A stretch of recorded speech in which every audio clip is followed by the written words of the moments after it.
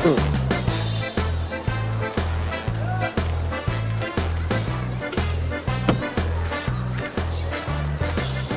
عليكم.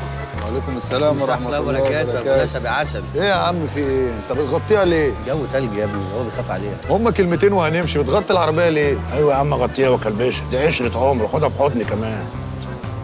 خير بقى، عايزيني في ايه؟ انا قلت البس البدله اللي بقالي 10 سنين وكل سنه هعيب فيها. ما تستعجلش على رزقك، ان شاء الله خير. ايوه وهنفرح بيك ودقوا المزار يلا يا اهل البيت تعالوا. هيص هيص. تعالوا بقى، عايزيني في ايه؟ والله عايزينك في موضوع كده، وقلنا مش هيحله غير حبيب قلبي اللي مربيني وفي مقام جوز اختي عمو كرم. جوز اختك يسمع من بقك ربنا. ان شاء الله ما تقلقش، بس طالبين منك طلب صغير. اؤمر. عايزين عربيتك. تعملوا بيها ايه؟ هنسرقها ونرجعها لك تاني. تسرقها وترجعها تاني؟ طب ما تسيبها مكان احسن. ده غبي قوي ده. لا الموضوع انت مش عارف تفهمه. بص يا عم كرم، احنا عاوزين بس العربيه بتاعتك طعم زي الجمبري كده في السناره، طعم للحرامي عشان يسرقها نقطره نعرف مكانه نجيبها.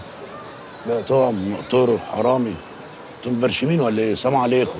اقعد بس يا عريسنا بقى، والبيتزا اللي طالبينها لك ام جمبري تروح فين؟ والفرح ايه؟ بص يا عم كرم، احنا مزنوقين في 50,000، يا حطهم في الجوازه وتتجوز يا اديهم للحرامي. لا في الجوازه طبعا. نتجوز بقى وتقف في نص الدايره ونفرح بيك. ايوه.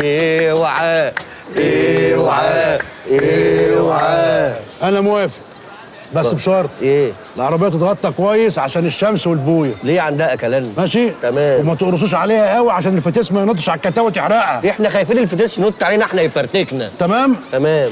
واخر حاجه بقى نمشي واحده واحده كده عشان ما فيهاش استبن. كل ده وخايف عليها؟ ده يا رب الحرامي يرضى يسرقها. يسمع من بقك ربنا. ولا حوده. ايوه يا استاذ زياد. احنا كام على القهوه؟